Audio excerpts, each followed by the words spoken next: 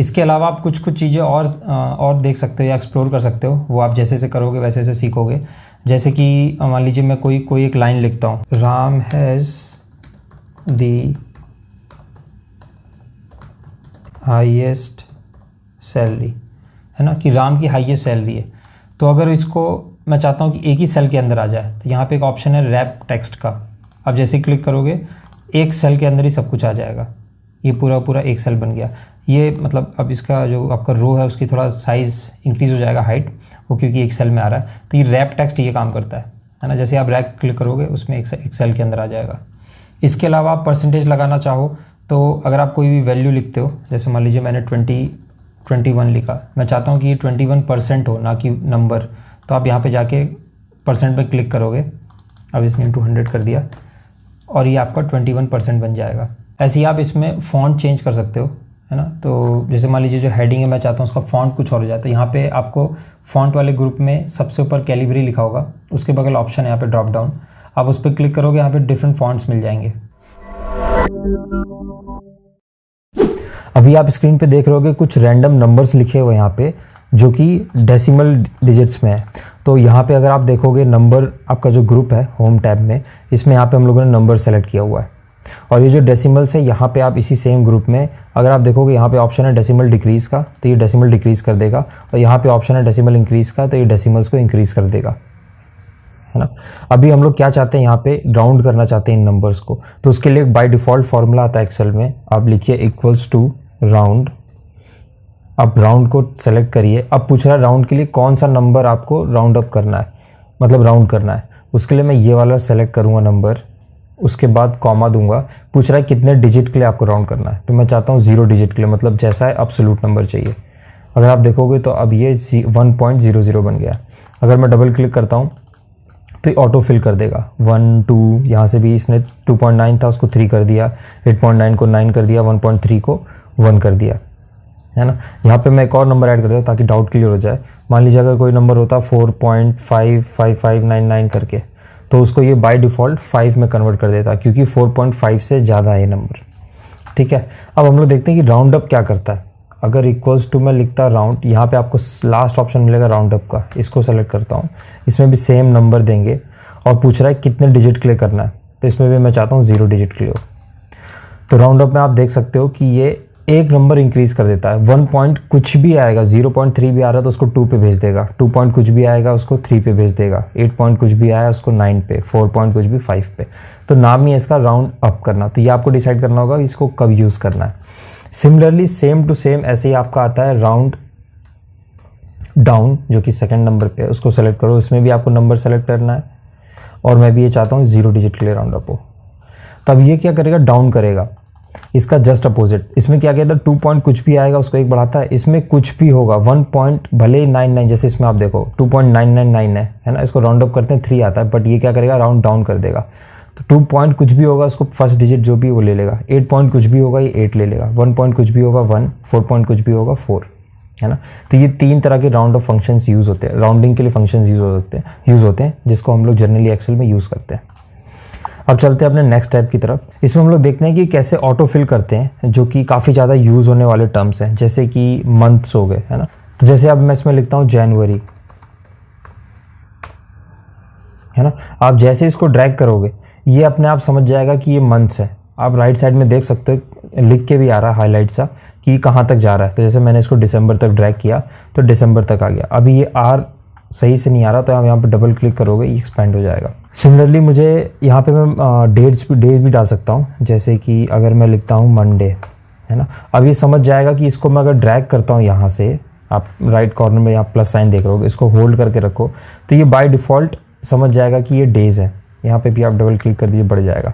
अब आप चाहते हो कि पूरा जैन नहीं लिखना, आपको सिर्फ जनवरी पूरा नहीं लिखना है, सिर्फ जैन लिखना है, तब भी ये समझ जाएगा कि क्या लिख रहे हो आप। सिमिलरली आप सिर्फ अगर मंडे लिख देते हो, मंडे को शॉर्ट फॉर्म में, तब भी ये समझ जाएगा आप क्या कहना चाहते हो, है ना। तो एक्सेल इतना मतलब इंटेलिजेंट होता है कि ये ऑटो फिल कर देता है डेटा को। अगर मैं सिर्फ 1 लिखता हूँ और इसको ड्रैग करता हूँ तो ये कुछ नहीं करेगा, इसको लगेगा आप सिर्फ 1 चाहते हो रिपीट हो जाए। बट अगर मैं 1 लिखता हूँ नीचे 2 देता हूँ तो इसको समझ में आ रहा है कि एक एक वैल्यू इंक्रीज़ हो रहा है ना। तो अभी आप जैसे यहाँ पे ड्रैग करोगे वो नंबर इंक्रीज़ होने लगेगा। अब देखो आप यहाँ से 1 2 3 अप टू 12 चला गया, है ना। तो इतना समझदार ये एक्सेल होता है। अब हम लोग चलते हैं अपने शीट नंबर 1 पर। तो ये शीट आप यहाँ पे देख सकते हो जिसमें हम लोगों का एक डेटा है जो कि RNM स्कूल का है। इसमें बच्चों के स्टूडेंट्स के नाम है, उनके जेंडर, एज, क्लास, कौन से हाउस के हैं वो बच्चे, यूनिट टेस्ट 1, 2 और फाइनल टेस्ट का डेटा है, और साथ ही साथ उनकी एक ईमेल आईडी है। तो ये बेसिक हमारे पास डेटा है। अब इसमें हम लोग क्या करेंगे, सबसे पहले हम लोग ये देखते हैं कि किसी भी एक सेल के अंदर कमेंट कैसे ऐड करते हैं। एग्जांपल जैसे मान लीजिए कि ये माधव की जो आईडी है ये अब काम नहीं करती, मुझे पता है ये।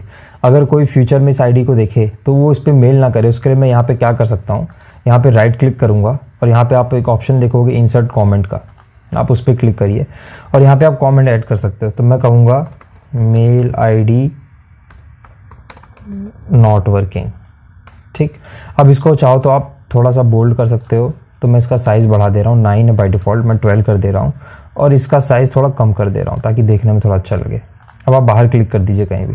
अब जैसे आप इसके ऊपर हॉवर करोगे आपको दिख जाएगा मेल आईडी नॉट वर्किंग, है ना। तो फ्यूचर में अगर इसको कोई डेटा को रिव्यू करता है या आप उसमें कोई कमेंट ऐड करना चाहते हो तो ऐसे ऐड कर सकते हो। अगर आप इस पर दोबारा इसी सेल पर राइट क्लिक करोगे तो आप इस कमेंट को चाहो तो एडिट कर सकते हो, चाहो तो डिलीट कर सकते हो। तो अभी के लिए मैं इसको डिलीट कर दे रहा हूँ, तो वो कमेंट यहाँ से हट जाएगा।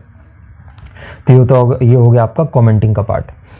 अब आती है बारी की, इसमें हम लोग फिल्टर्स के साथ डेटा को कैसे मैनिपुलेट कर सकते हैं या डेटा को कैसे हम लोग ऑर्गेनाइज कर सकते हैं। तो जैसे अगर आपको फ़िल्टर लगाना है तो लास्ट वीडियो मैंने बताया था आपको कि आप डेटा टेबल में जाके एक तो फ़िल्टर लगा सकते हो यहाँ से। दूसरा ऑप्शन आता है कि आप Ctrl+Shift+L प्रेस करिए, बाय डिफ़ॉल्ट यहाँ पे फ़िल्टर्स लग जाएंगे, आप ड्रॉप डाउन देख सकते हैं।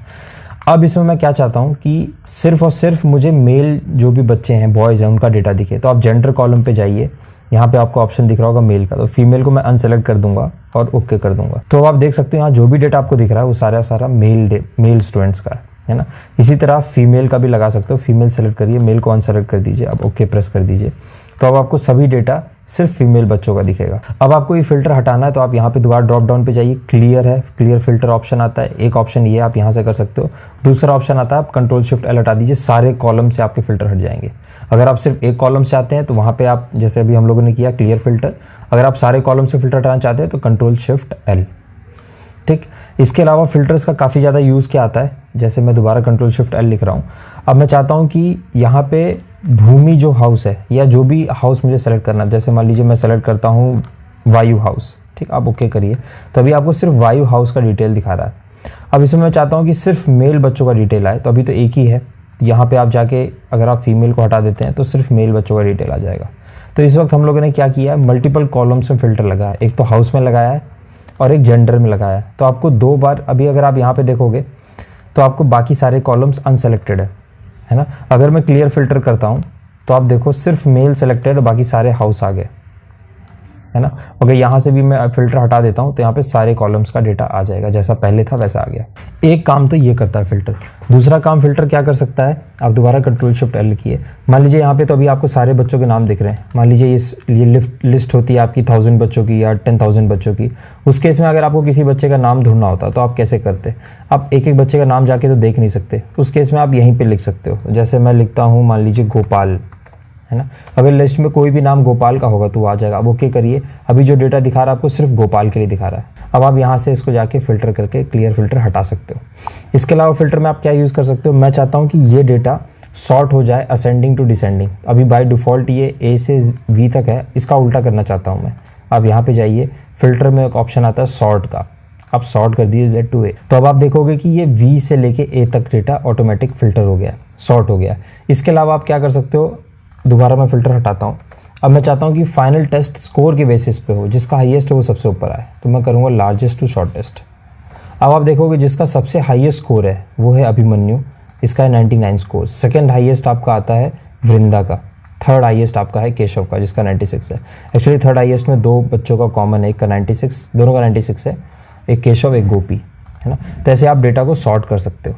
इसके अलावा चाहो तो आप मल्टीपल कॉलम्स में भी सॉर्ट कर सकते हो। मल्टीपल कॉलम्स में कैसे, आप फिल्टर में जाइए, सॉर्ट ऑप्शन में जाइए, यहाँ पे आप फिल्टर क्रिएट करिए कि मैं चाहता हूँ एज आए स्मॉलेस्ट टू लार्जेस्ट, है ना। इसके अलावा ऐड लेवल करिए आप। फिर मैं चाहता हूँ कि वो बच्चे का फाइनल स्कोर के बेसिस पे सिलेक्शन हो, मतलब फ़िल्टर लगे लार्जेस्ट टू शॉर्टेस्ट। अब ये 2 फिल्टर मैं चाहता हूँ, ओके करिए। अब आप यहाँ पे देखोगे कि सबसे पहले हम लोगों ने क्या बोला था कि एज से सॉर्ट हो, तो सबसे पहले जो भी मिनिमम एज है वहाँ से आ गया 11 से 17 तक।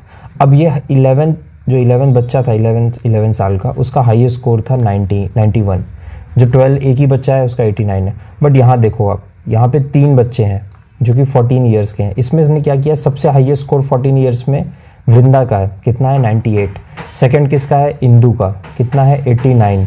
थर्ड आता है आपका गोपाल, उसका कितना है 79। तो यहाँ पे ये सॉर्ट करेगा। ऐसे ही अगर आप 16 में भी देखोगे आप, तो इसमें भी इसने सॉर्ट किया हुआ है, सबसे हाईएस्ट 99 और फिर ऐसे ही करता है। तो इस तरह से आप मल्टीपल कॉलम्स में भी फिल्टर लगा सकते हैं। तो ये हो गया आपके फिल्टर्स लगाने का तरीका। एक और चीज़ आप फिल्टर्स में कर सकते हो, वो काफ़ी बार यूज़ होता है। जैसे फाइनल टेस्ट में जाता हूँ, नंबर्स पे आप फिल्टर लगा सकते हो। किसी 2 नंबर के बीच के नंबर चाहिए आपको, या ग्रेटर देन चाहिए या लेस देन चाहिए, तो मैं चाहता हूँ कि नंबर बिटवीन, है ना। तो इस ग्रेटर देन और इक्वल्स टू मैं चाहता हूँ वो हो 91, उससे ज़्यादा हो या उसके बराबर हो।